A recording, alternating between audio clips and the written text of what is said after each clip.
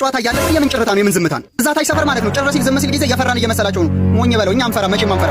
እንደውም ማለት ነው የፒኤስጂውን ንዴት እልህ እንደዛ ወያላ አፉን እንዳልከፈተብን ሻሺ እንደዛ እንዳልቀለደችብን ኒውካስትል እንደው በእልህ ነው የምንገባው። ፋይናል ደርሰን ምናምን የሚመረጥበትን አናውቅምና ቼልሲ በፈላ ገብተን አስለቀሰ ነው የወሰድነው ዋንጫ ነው። እንደውም ስንት ጎል እናግባ? የፒኤስጂውን እልህ፣ የወያላን እልህ፣ የሻሺን እልህ ስንት ይግባ ኒውካስትል ላይ ነው ጥያቄ። በምን ያህል ጎል ስፋት እናሸንፋቸው? እንዴት ቀጥቀናቸው እንውጣ ነው ጥያቄ። ምንም የምንፈራው ነገር የለም። ዋንጫው እንደሆነ የኛ ነው። ድል ለኃያሉና ለብቸኛው ለእንግሊዙ ኩራት ለባቦ ያን ያባዋቃሉን ይሳል። A few moments later. ምንም ማድረግ አይችልም። they deserve it። ባንቀረቡ አንድ ቆርቆሮ አንስተህ ትልቁ ከሚያመልጥ ሊበራብ ይሻላል። ምክንያቱም ዛሬ የምበለው ግፍ ነበር። እንደውም ዋንጫ ተበላ ከ70 ዓመት በላይ ነው ክለብ ፋይናል ላይ ደርሶ እሱን ቀምተን እኛ ዋንጫውን ብናነሳው ኖሮ ማለት ግፍ ነበር። ትርፉ ግፍ ነበር የምናፈረው። ገላገለን እንደውም ገላገለን።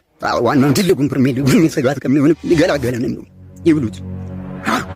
ይህንን መብላት አቅቷቸው የሚኮታኮቱ አሉ። አንዴ ግን አፋቸው ማያርፍ ዋንጫ ይበላም ግን አፉ አያርፍ። ኒውካስትል በመብላት እኮ ማፈር ያለብህ አንተ። ትለፋለህ፣ ታወራለህ። አራቱም ዋንጫ ውስጥ አለሁበት ብለህ ታወራለህ፣ ትለፈልፋለህ። ግን ወፍ መጨረሻ ላይ ፕሪሚየር ሊጉን በ15 ነጥብ ተበልጣል። በቻምፒየንስ ሊግ በሪያል ማድሪድ ትወጣለህ። ካራባኦ ካስትል አባረዋል። ኤፍኤ ካፕ ዩናይትድ በ10 ተጫዋች አባረዋል። በቃ ምንም ማን አታው ሻኪን በእናንተ እንዳታው 5ኛ ምናምን ላይ ሆነ እንዳታወራ። አሁን ጨዋታ አለብህ። እንደውም እናንተ ላይ የሚቋጠሩ ይነን ላይ የሚወጣ